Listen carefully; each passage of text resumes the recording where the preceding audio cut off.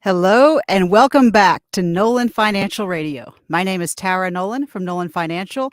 If you're new to the show, welcome. And if you'd like more information about me and my business, my number is 719-210-4242. Always free to give Chris and I a call to ask questions or schedule a in-person or virtual appointment. And definitely visit our website at www.nolanfinancialpartners.com. And while you're at the website, be sure to click on the radio page because there you can check out past shows. We record all of these. We do lots of educational topics from Medicare to 401ks to TSPs to insurance. Kind of if it's a financial topic, we've talked about it. And while you're there, you can subscribe on Apple Podcasts or Spotify. So again, please don't hesitate to reach out to Chris and I at 719-210-4242 to schedule your in-person or online discussion. So we are going to be talking today about time horizons, and it's going to be pretty interesting. But before we jump into that, I wanted to say hello to my awesome co-host, Tony Shore. Tony, how are you doing today? I am doing great. Thank you so much for having me on the show today, Tara. I'm just excited to be here. It's fun to have you back. I have been having fun doing some shows with Chris, but I like it that we get both of you on the show. It's awesome. And I know you've been really busy. I've been busy between family stuff over the holidays and then traveling for work. And then, of course, I traveled. I went to a big financial conference and traveling on a packed plane. When I got home, I had the flu, a bad case of it. So, Oh boy. yeah, so I was out for like a week, and I haven't been that sick in a long time. But I feel great now. That's over, and I didn't get COVID, so that was good. But other than that, I'm great. Things are going good. I can't believe how fast the year's going. But how about you now? What have you been doing? I know I recorded last week with Chris. Where have you been? You've been busy, haven't you? Well, I'm really excited, Tony, because we are getting into the phase. We launched the book in March, and now I'm doing the audio version of the book. And Awesome. for everyone out there listening, Tony is going to be my editor for the audio version. So not only the radio show, but he's going to be my partner in crime in getting the audio version of the book out there. That'll be great. Yeah, I'm looking forward to it. And I know you've recorded all the audio now. I'll listen through that and go through it for you and do the edits. I can't wait to hear it. And it's going to be great to have an audiobook version. That'll be awesome. I have the paper version. I've went through it and earmarked a bunch of chapters and notes in there. So it'll be fun seeing how the audiobook turns out, and our listeners who are more into audiobooks than maybe print books. A lot of people don't have time to read print books or the advantages, so they listen to audiobooks. I know I listen to a lot of audiobooks, Tara. Well, and then the funny thing, Tony, though, is I'm going to have to go back and listen to it just to make sure I didn't miss anything. And Oh, I yeah. always find that part a little cringeworthy. And I want to say, does everybody know what I sound like? Yeah, people most people do not like listening to the sound of their own voice when it's recorded because it It's sounds funny. way different than it does when you talk. You're hearing yourself inside your own head. It's different. So, yeah, it's completely different. That's why a lot of people have that reaction. Of course, I've been accused of loving the sound of my own voice, but that's a whole other matter, isn't it? So, Tony, we're going to get into time horizons. And today's one of those topics where I think it's really good to take a little mystery because everybody hears about when you're investing, about your time horizons. And I think we're going to get into a little bit of why it matters and, demystify it a little bit. Horizons, it's a great visual because, on a warm summer night, you can look out on the horizon and see what kind of storms are rolling in. And, as a pilot, your horizon is your life. You wanna keep that visual horizon when you can, and when you're not, you're on the instruments, and it's about keeping those wings level with the horizon. And Yeah, I love that. it's a great analogy for your financial horizon is you wanna be able to look out, and I almost think it's kinda like, we have short, medium, and long-term horizons, and I can equate those to short, medium, and long-term goals. So, Sure. you wanna look out and you have your goal, but when you're looking out on that horizon and I'm visualizing like you're looking out there, you wanna make sure there's alignment that, like, what you think your goal is that jiving with what you're doing with your money? Because that's the problem, right? Is when you have this plan of something you're trying to do, like save up to buy a house or maybe save up for college, but you're not taking the actions that are gonna get you there. And Yeah, so that's what we want to get into a little bit. yeah, I think that's really important. I like that time horizon. And as a pilot, you're well aware of the horizon and the importance of the horizon, right? Right? Keeping track of that. Absolutely. That's one of the first things you have to learn is about keeping that. It's very uncomfortable when you start transitioning from visual flying to instrument flying and you can't look outside. You don't realize how much in that peripheral vision that keeps you Yeah, level exactly. and safe. And it's exactly like that for your financial planning is being aware of your financial horizon. Make sure that you're staying level and safe and on track to reach your goals. Yeah, exactly. And I like that how you equated different horizons to different goals. You have different time horizons and different goals set for next year, 10 years out, retirement. That makes perfect sense. I really think so. And when it comes to moving forward with your financial strategy, it's important to define those goals. And I know that's what you're going to help us do. And that's what you help your listeners do. But I think that's really, really important. And I think, Franklin Roosevelt had a quote that I heard years ago. He said, "We always have held to the hope, the belief, the conviction that there is a better life, a better world beyond the horizon." Well, only if you have a good plan in place will you get there, though, right? That surely makes it better, right? Yeah. Yeah, Just exactly. hoping and crossing your fingers works out sometimes. Yeah. Yeah. But I had a story that I wanted to share, Tony, that just to kinda kick us off that really gets into this. And, so with investments, I like to have that balance, and I talk about it in my book, Money Moves, about I call it the red and green, the safe, the unsafe, the money that's at risk, like in the market or maybe in real estate versus safe money that's in something guaranteed, like, even a bank account or an annuity or insurance. And when we get into time horizons, it really kinda gets into this notion about the market. And, if you read in my book, I do talk about historically, the stock market gives a 10% rate of return, and that's awesome. Who doesn't want 10%? But here's the thing, Tony, Yeah. True. is there any way to guarantee you're gonna earn 10% this year, this quarter, No. right? Nope. And Long term, you can look at past performance and say the market will return this much over this many years if you have that many years, but no one can predict the market or has a crystal ball, and there's no way, especially short term, to know what your returns will be. and I have an example in the book because I really like people to be able to work through it with pen and paper in addition to hearing about it. But essentially, it's really interesting. I just took a snapshot of a 10-year period of the market and had someone invest. And Tony, they just kicked butt. They made a bunch of money. But just for education purposes, I took that same 10-year period and flipped it and went bottom to top instead of top to bottom. And it started out with a couple down years. And Tony, they made like a third of the money just because of the timing, and that's the rub with the market, is we know historically it does 10%, and depending when you get in, it can be amazing and you think you're a genius, or you can get in and the market takes a drop and you're just like, "The market sucks. This is crazy." Yeah. And it's really frustrating because the market just is what it is. Yeah, It's it is what it is. it's not good or bad. It goes up and it goes down, Yep. and the challenge is you don't know where you're gonna get in on it. So, I had this client come in and, we were looking at all of his stuff, and one of the big things I like to do with people is make sure that their money's working for them. So, especially when I see people that have money just sitting in a bank account that they're not using, but it's just sitting there, and I Googled it, like, right now, banks are still paying 0.01%. So, just to give you a flavor for that, if you had $100,000 in the market earning 0.01%, in 10 years, you would have earned $100. Ouch. Ouch, right?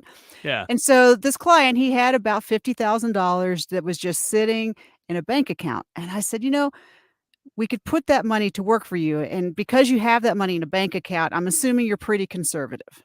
So I Right. said, well, on the scale, my favorite thing is to ask people on a scale of stuffing it under your mattress to investing in cryptocurrency, where do you fall? Yeah, hopefully neither of those ends. Right. Hopefully somewhere in the middle, I would hope. But this guy was And working with a balanced portfolio and a financial services professional, right? right. But this guy was definitely more towards the stuffing it under your mattress. So I said, let's look at some insurance products, like maybe an annuity or maybe some kind of whole life insurance, something where you're going to be guaranteed not to lose any money. And so Yeah. we went through that, and it can be a little underwhelming to look at 3 or 4%. It doesn't get the juices flowing, right? Because aren't people motivated by fear or greed? And just Yeah, looking those at are a the 2 small. things that motivate people all the Yeah, time, fear and greed, right? Those are the biggest motivators when it comes to right. our finances.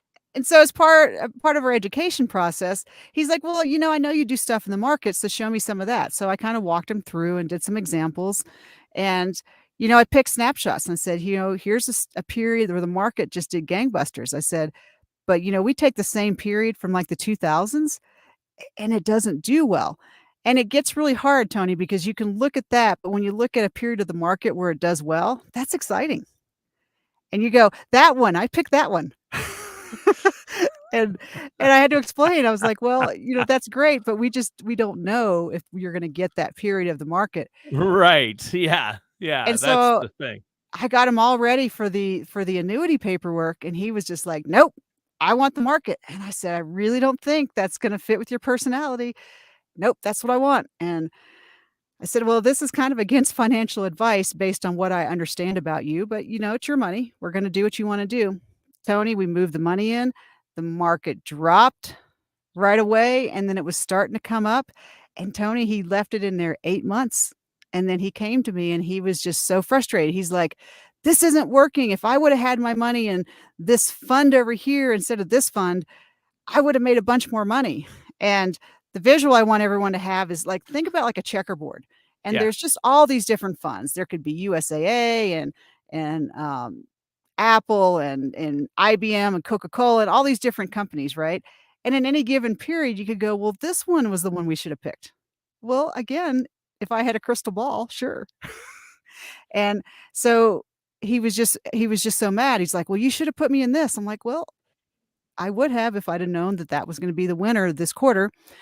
But long story short, probably too late for that, um, he pulled his money out at a loss, and, and then the thing was, Tony, if he'd have left it in there for another 2 months, it went right back up, and he would have made money. Yeah. But in that case, he didn't do even the short time horizon is 5 years in the market. He didn't even give it a full year. Wow. Yeah, that's unfortunate when the market is risky and you definitely don't necessarily want to have 100% of your money in the market unless you're young or your time horizon indicates that or but obviously you need some money in there and you need that growth, but it's got to be for long term if it's in the market. You can't if it's money you need next year, you probably shouldn't invest it all in the market, right?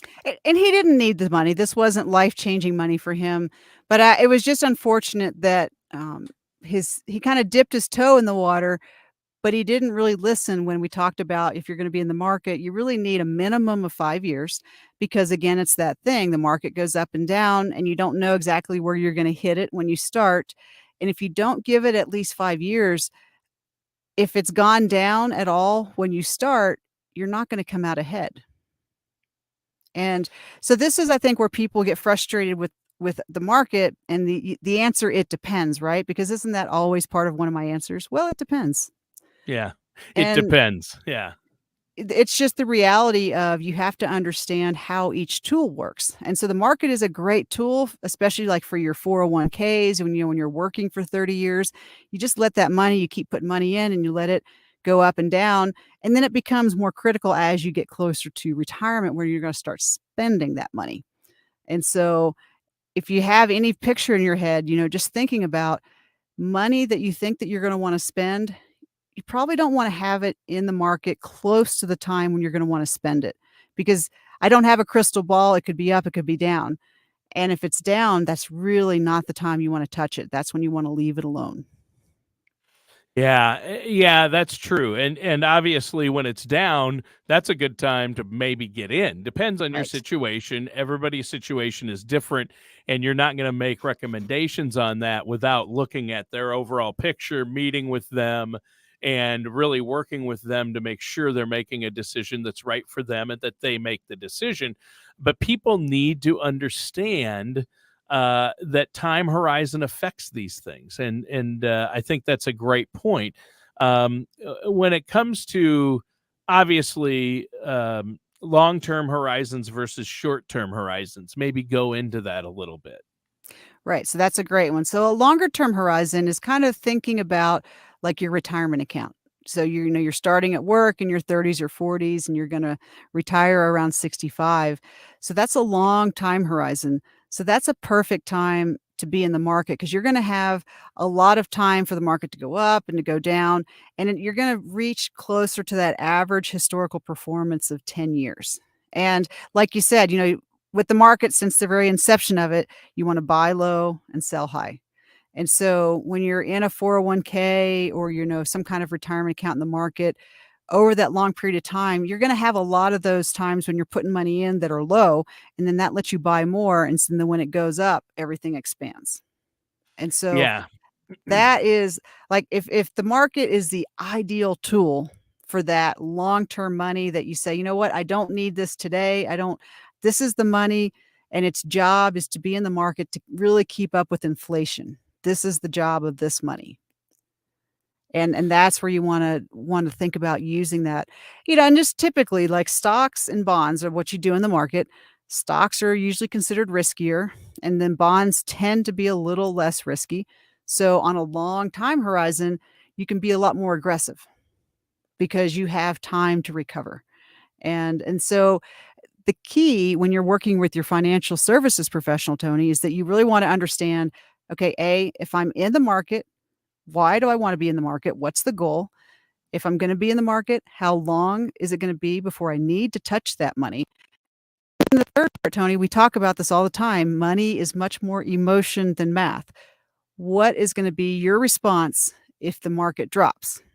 Are you gonna be able to go, "Got it, we talked about this, it's okay, I've got a long time horizon, it'll come back up," or are you gonna be one of those people that just can't take it and you're gonna pull your money out? Yeah.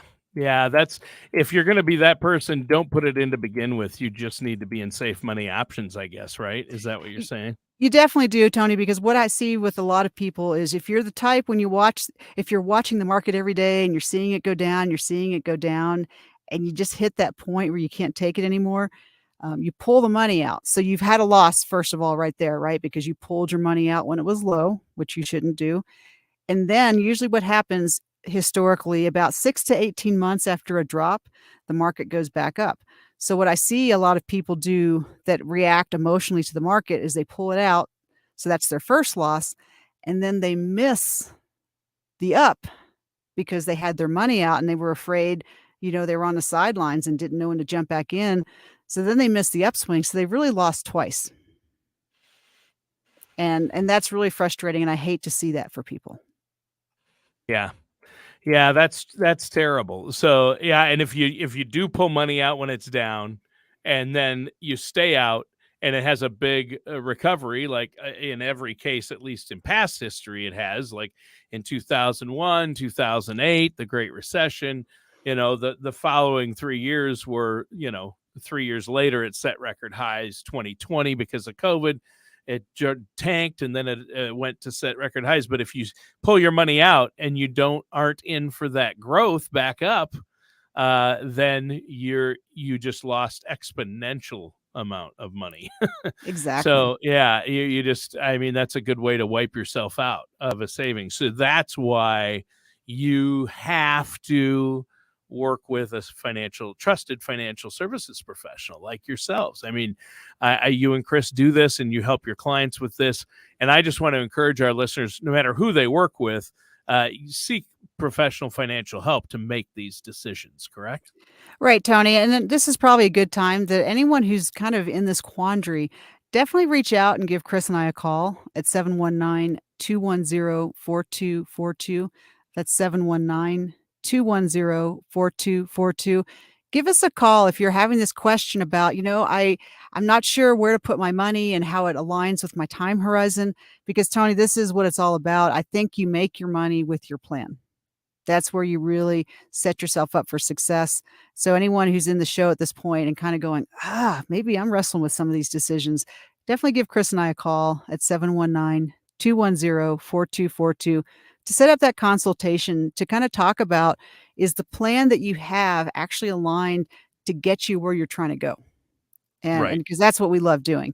And, I thought, Tony, this might be a good time. I I can't there's no one size fits all for people, but let me kinda just give everybody an example of a short-term, medium-term, and long-term horizon. So, let's just say if you're out there thinking, short-term horizon, probably like 3 years or less. That's where you're gonna wanna think about probably more on closer to the mattress end of your spectrum, where you're gonna look at maybe, I always hate to have people just put it in the bank because it earns nothing. So CDs are a hair better, and some CDs can be as short as like 1 or 3 years. So that may work as a safe place to have your money while you're waiting for a very short-term thing. We look at medium term. Medium term is like 7 to 10 years. And so this becomes a place where if you really, like, have some money that you gotta make sure you don't lose anything, that can be a great place to throw it in like an annuity, because you're gonna get more earnings than a CD, but then you can set it for like a 7-year time period so that you can have access to it. And then if you're gonna be 10 years or more, then that's where you definitely wanna think about the market. You And gotta it's have growth. I mean, yeah, otherwise, to keep up with rising inflation and to really make sure, that you have enough when you do need it, you have to take advantage of growth at some point then, right? absolutely. And so if you're gonna have for the money that's gonna be there for that 10 years or longer, I really like to have people have that balance in the market, because that's where you're gonna get that, because that's where you're gonna keep up with inflation. And, I talk about it in the book. People think that the market's gonna make them rich. That's kind of a myth. The market doesn't make you rich. However, what the market does, it's give you that average of 10% growth, 6 to 10%, so that you keep up with inflation so that you don't lose buying power with your money. And Yeah, because if that's been hard too lately, and especially if it's money you're gonna need in, retirement, you gotta be able to keep up with inflation, right? you have to, and that's where the market becomes the best tool for that. And that's why, I like to use the rule of 100 we talk about, taking 100 minus your age as a starting point to say how much of my money should be in the market and how much of my money should be safe. And I definitely like to talk with people, because sometimes, Tony, people like to say, "Well, I'll just be conservative, but still in the market." And theoretically, that can keep you steady, but it's still in the market. And I really like to almost have a very clear split and say, this money's in the market or in my real estate investment. And then this money I have over here is 100% guaranteed safe. Because if you're in a conservative investment in the market, it's still in the market and you could still lose. So in my mind, I just like to have a clean split. Like, my safe money is 100% safe, and the money that's in the market can go hog wild and I'll be okay because I don't need that right away. Yeah, and that's huge. Obviously, I think about all this going, how do people not work with a financial professional like yourself to help with this, to sit down and have a mind, a more brilliant math mind, and to look at the big picture than mine, like yourself and Chris, where you've helped so many people with this, and you have these amazing reports you can run based on their personal information that says, here's where you're allocated, here's where it looks like you need to be allocated for a successful retirement plan. And it's simple when you put it that way, but when we dig into these details about time horizons and short-term risk and long-term risk and growth and risk and safety, some people might throw up their hands, but hopefully the result is you don't have to worry about all this stuff. You just need to get a plan in place, and that's easier than you think. Tony, I blame it on marketing, right? Because every insurance company, mutual fund company, I don't care whether it's risky or safe, they all are trying to sell you their investment, right? Because that's how people Right. make money. So, but I think the problem for the consumer out there is you get bombarded with this message that you should be able to do it yourself and you should never have to pay fees. And, think about all the online platforms that say, "Hey, no fees, and you can start investing in the market." Well, you're paying, nothing's for free. And so I think there's just a lot of pressure on people to feel like, well, I should be able to do this myself. And it's an interesting psychology piece, Tony, because people don't feel like they should have to be their own plumber or they should have to be able to fix their own cars or be their own doctors. So why do people feel pressure like they should be able to be their own financial planners? Yeah. Yeah, that's that's true. Well, I mean, you don't want to be your own brain surgeon, unless you are a brain surgeon, and then you still don't want to be your own brain surgeon, right? Right? Well, I don't. And what I find with a lot of people is they feel this pressure going, gosh, all my friends are investing and everybody knows all this. So, and people beat themselves up and put all this pressure on themselves because they don't know. A- and so what ends up happening, Tony, is that they just don't do anything. It becomes like analysis paralysis, because they're like, oh, I should be able to do this. And they get so in their head with that negative self-talk and beating themselves up that they end up just not doing anything.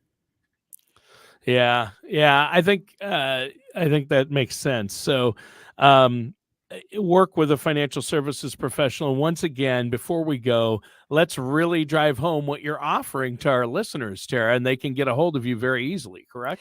So, yes, Tony. So, for this topic especially, I would offer, give Chris and I a call and set up an appointment either virtually or in person.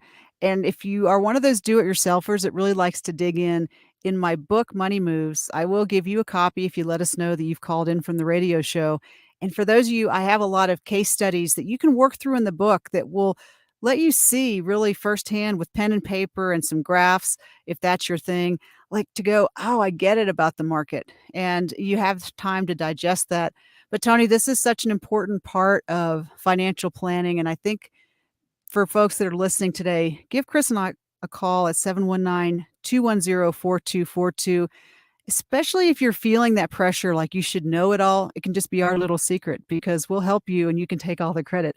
But it's so important to have that plan and just know everything you do, there's an intention and a reason. And the number is 719-210-4242. But it's always best, Tony, when you know your why and then you have an intentional reason for doing what you do. Yeah, that's huge. And great show today. I'm glad we talked about time horizons.